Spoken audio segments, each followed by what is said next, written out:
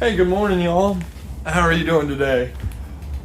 This is a bike that we got donated, like a lot of the bikes that we get here in the shop. We're going to fix this up, replace everything on it, and get it to somebody who can use it for transportation. But I thought it would be a good opportunity to kind of just talk about chains and how to replace a chain service, that kind of thing. Because I know that a lot of people don't think about chains at all when it comes to bikes, that it's just a thing that goes round and round when you paddle.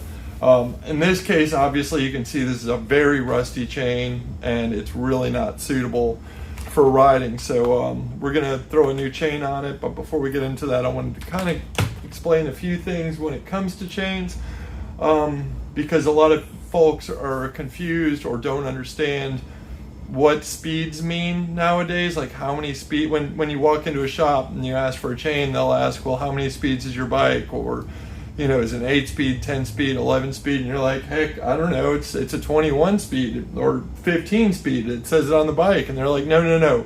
What speed chain do you need?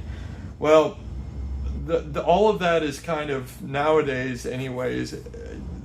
You don't really call them a 10 speed or a 15 speed or a 21 speed or any of that stuff anymore.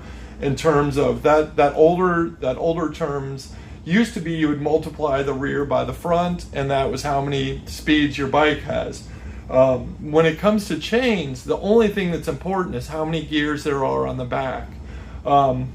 So when you say you need a 10 speed chain, in the olden days, that would have been, you would have had 2 gears up front and 5 in the back, and that was the old, 10 speeds from when I was a kid. Nowadays, a 10 speed means there's 10 gears in the back, and that's a very narrow chain compared to something you would have run on an older 10 speed.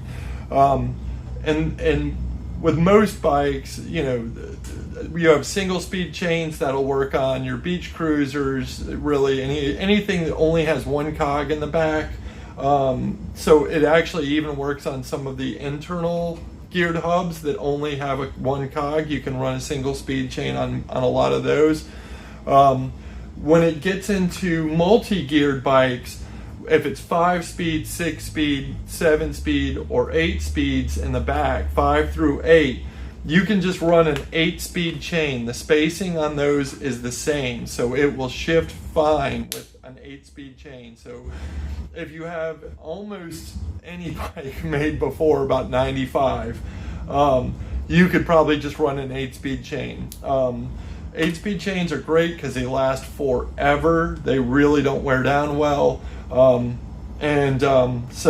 I love 8-speed drivetrains, no matter what. They're robust. They'll do whatever you want them to do. But so we're going to throw an 8-speed on this one. I think this is actually technically a 7-speed drivetrain, but again, 8-speed will work fine on it. Once you get into the 9, 10, 11, and 12, those really are important to buy the correct chain for whichever drivetrain you are. What you're running. So if you're running a 9-speed, you really need a 9-speed chain, meaning, again, we're talking about the back. We're not talking about anything up front.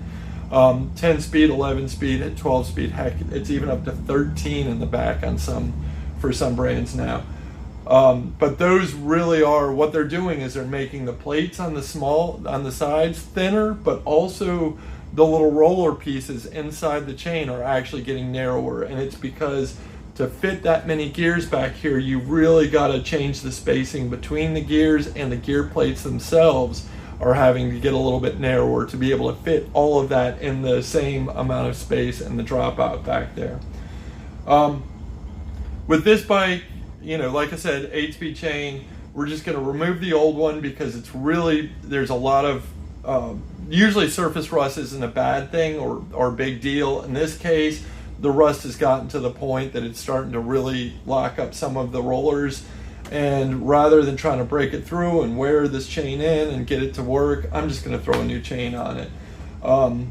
There's a couple of tools that you'll need for working on chains, and before we get into removing this one, I wanted to show you a couple of tools also that are kind of helpful just to have at home. These are two of the same sort of tool, This top one is really good for up to about an 8-speed chain. This bottom one is really designed for up to about an 11-speed chain. And what these are is they're kind of a go, don't go, wear indicator in terms of how worn out your chain is. They've got, I'm going to put the other one away. This one is the Park Tool CC3.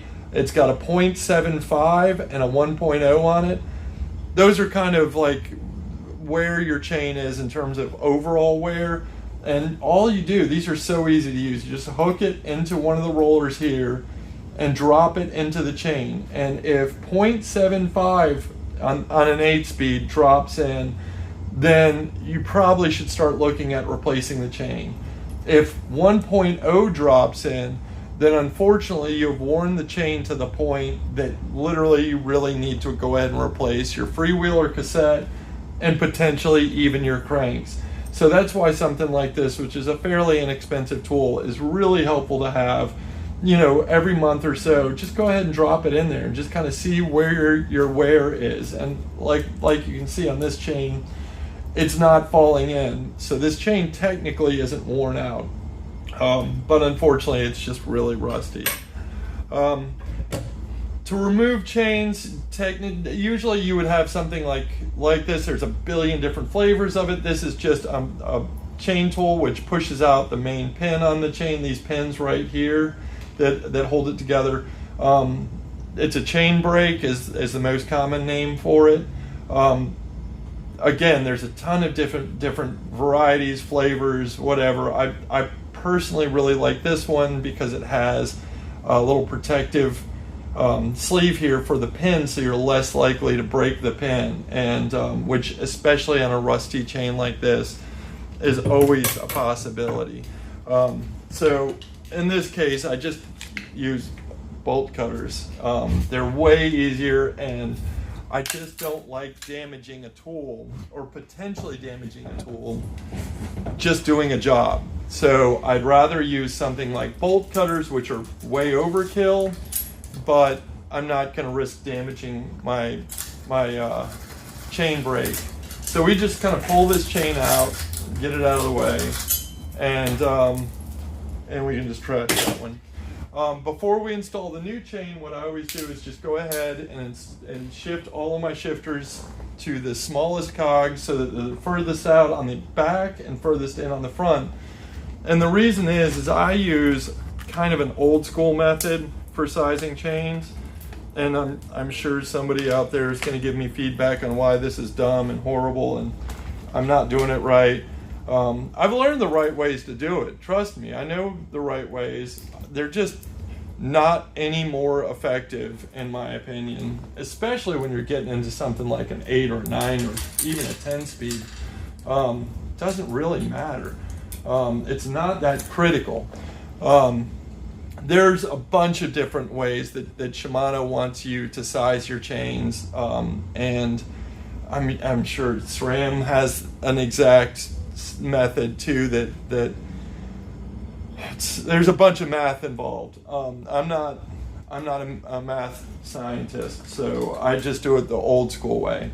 So I drape the chain over my smallest cog on the back, and then I'm going to bring it through my front derailleur on the front and drape it on the smallest ring in the front. If it's a single speed, then obviously or single in the front, you just throw it on whatever the ring is there.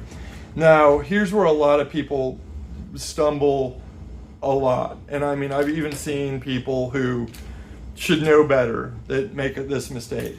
When running the chain through the rear derailleur, there's this little plate right here, and I've got a couple of examples I can show you here. This plate here, and then on more modern, newer ones, they kind of tuck the plate a little bit more in. That plate, a lot of folks will go to run the chain and they'll just pull it across the top pulley and then drop it across the bottom. You need to make sure that the chain goes over the top pulley and behind that plate. So what I usually do is push the derailleur way forward and then drop it behind that lower one. So again, you see the plate here. the chain goes around this top pulley, behind that plate, and around the bottom pulley. And so that's the orientation. But the plate should be on the outside, meaning the chain should not be touching that plate.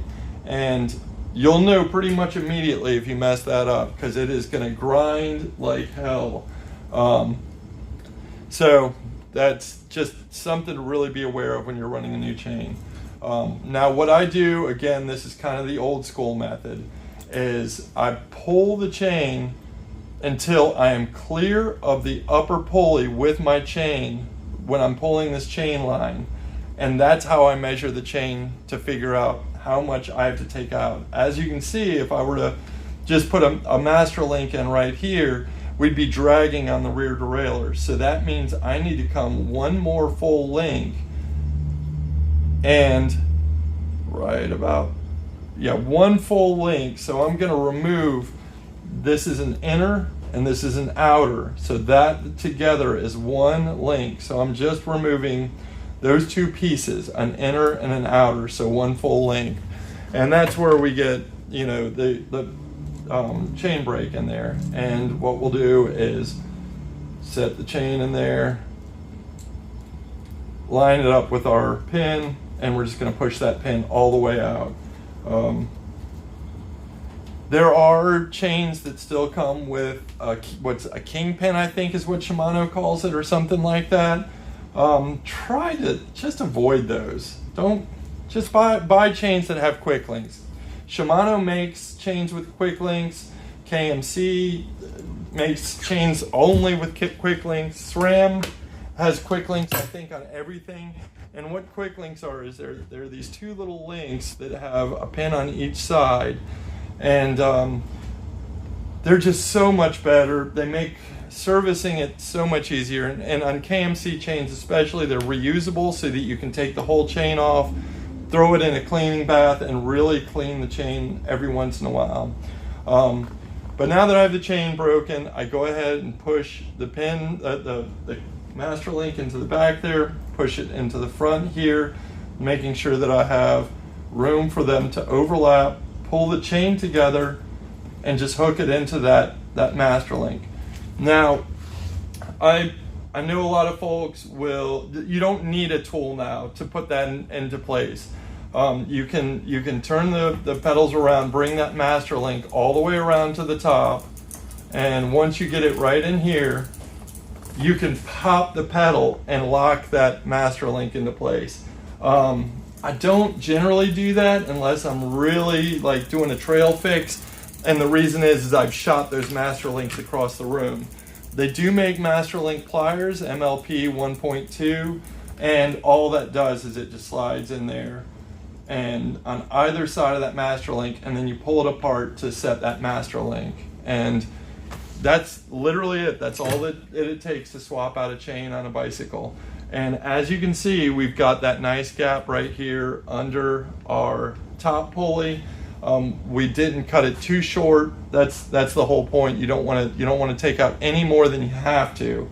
But on 99.9% of bikes, I've never had a problem doing chains exactly like this, including on all three of my bikes that I run 11-speed chains on with GRX, Shimano GRX. I don't do the Shimano measure the chain, stick it out the back, count 3.5 links, do voodoo. No, just do it this way. It's easier.